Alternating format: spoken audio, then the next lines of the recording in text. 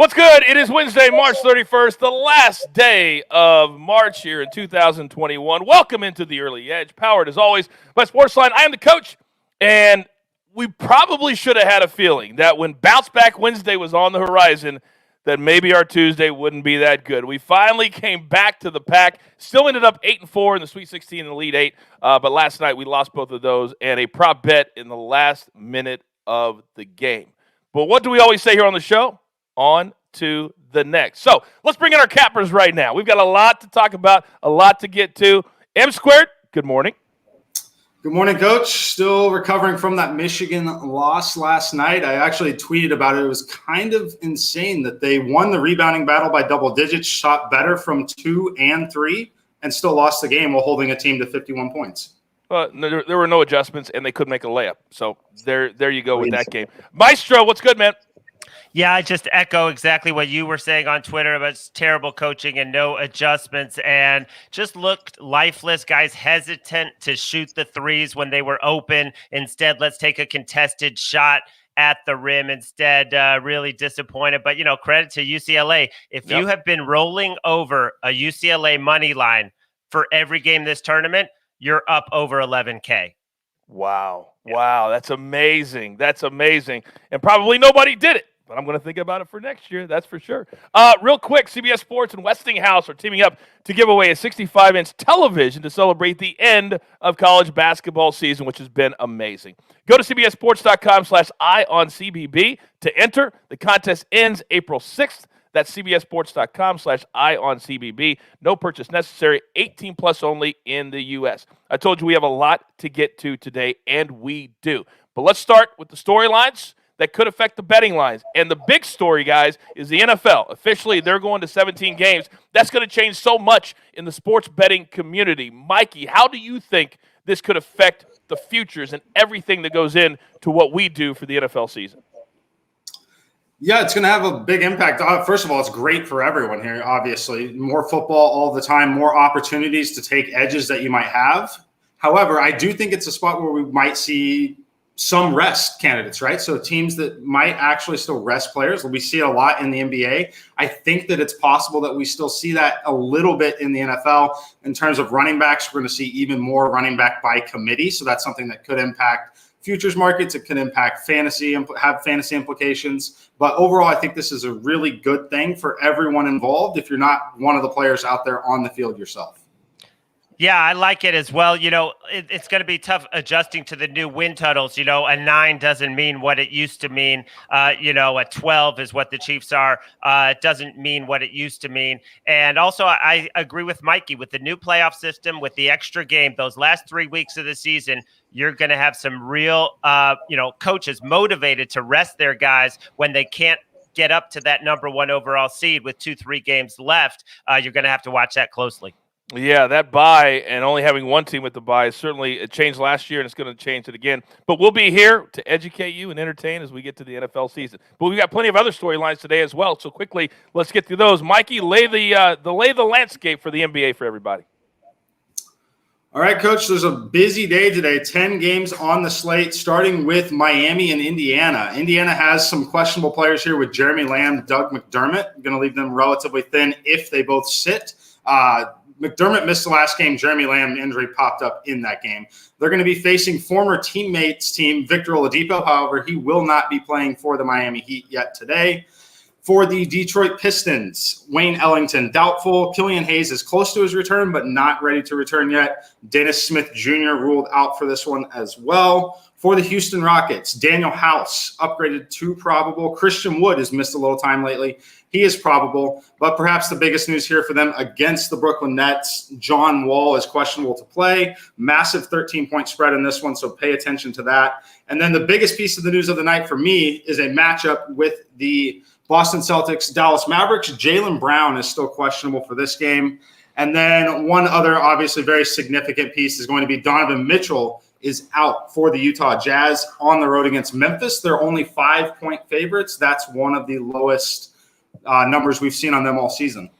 Yeah, and it started around 7.5 or 8, and Matt Severance had it at the site, and it's already dropped down to 5 because of Donovan Mitchell. So we can't emphasize enough. Listen to what Mikey tells you every day. The players that play and the players that don't affect everything. All right, Maestro, I know you have something on Gonzaga, UCLA.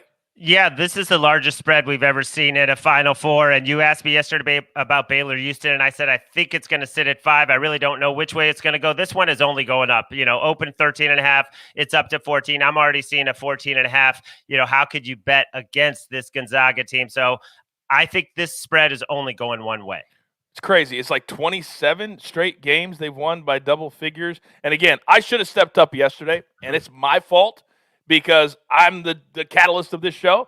I did not like the USC bet, and I will own it. And that was a site play, and we shouldn't have given it out. And that's as honest as we could be. Well, Coach, let me just interrupt and say there were a lot of smart people across this sports betting world of ours who loved USC yesterday. So it wasn't just the site plays that liked USC.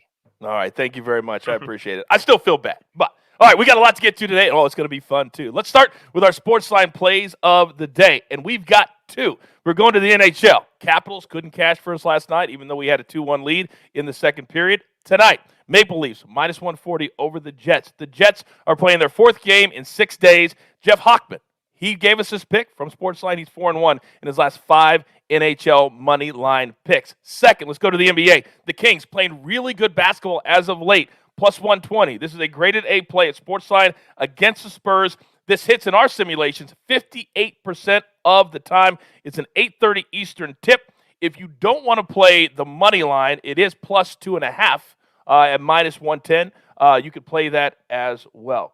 All right, now it's Wednesday. That means we're on the deck of the Valero Texas Open, the last event before the Masters next week. So we have a special golf-only episode in your feed right now with me and Rick that we did yesterday. I'm going to give you 2 more plays right here on the show. Let's start with Charlie Hoffman, minus 110 over Siwoo Kim. Charlie has owned this tournament. He has made a living, literally, from this one tournament. He wears T-shirts that says how much money he's won from this tournament. Played really well last week until Sunday. Take him, minus 110. Second one, Sam Ryder, minus 125 over Phil Mickelson. Honestly, I couldn't believe this play was even available. Phil has not been good at all for well over a year. Sam Ryder has been constantly a top 15, top 20 machine in the last month. Take this one. It's an easy play, minus 125.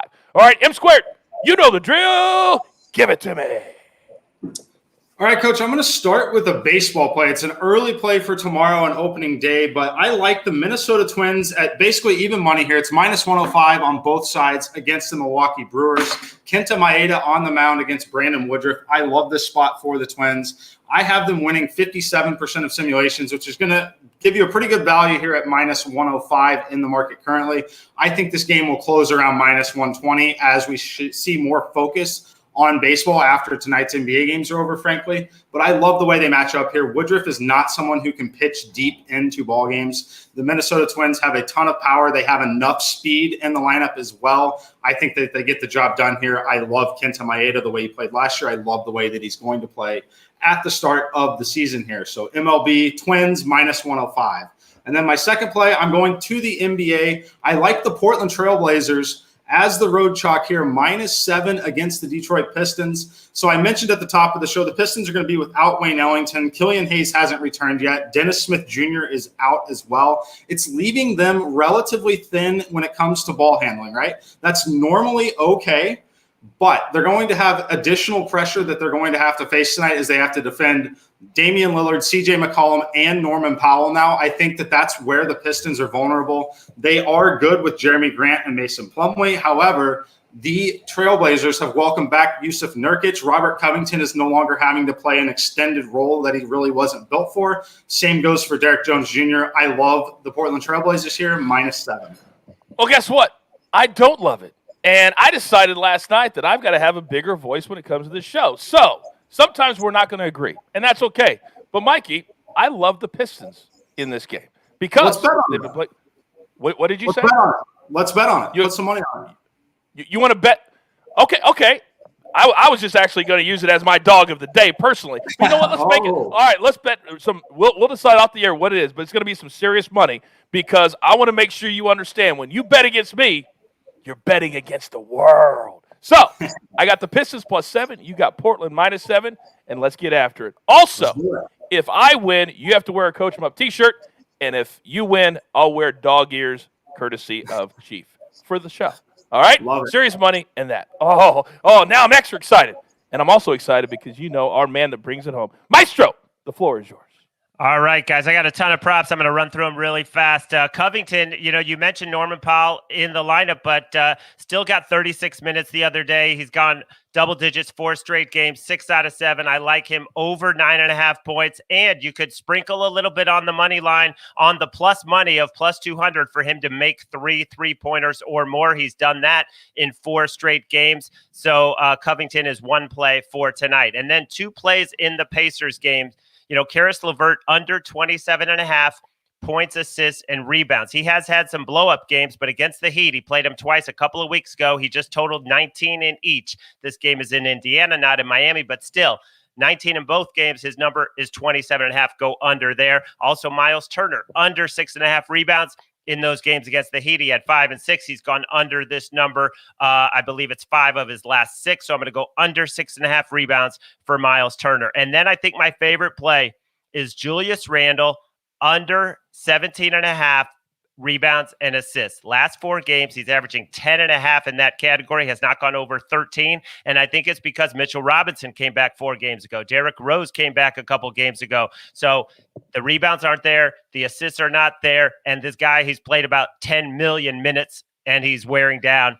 That's my favorite play of the day.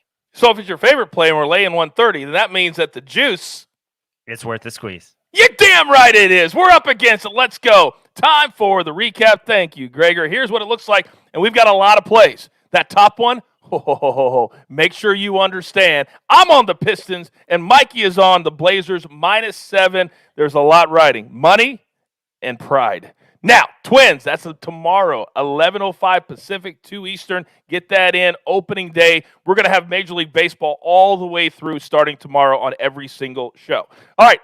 My golf picks for the week. Tournament picks, not round 1. Tournament picks, Charlie Hoffman, -100 over Siwoo Kim, and Sam Ryder, -125 over Phil Mickelson. Love that one. Then the Maestro, been really good on his props. Last night, we hit Michael Porter Jr. in the first half. Robert Covington over 9.5 points, and maybe sprinkle a little bit on 3 3-pointers or more. That's a +200. And then Karis LeVert under 27.5 combined points, rebounds, and assists. Miles Turner under 6.5 rebounds. And Julius Randle, the Maestro's favorite play of the day, under combined 17.5 rebounds and assists. And our SportsLine plays of the day, NHL, Maple Leafs -140 over the Jets. And the Kings in the NBA, +120 on the money line. Or if you prefer, you can get 2.5 points in that game against the Spurs. Wow, this feels good. You got your marching orders. Let's take every single ticket, except the Blazers, straight to the pay window. For M Squared, for Chief, and my personal dog of the day, for the Maestro, for Greg. Do not call me Gary, our producer. I am the coach. This is the only place. We love it, and we do it all for you. For the Daily Early Edge. Good luck.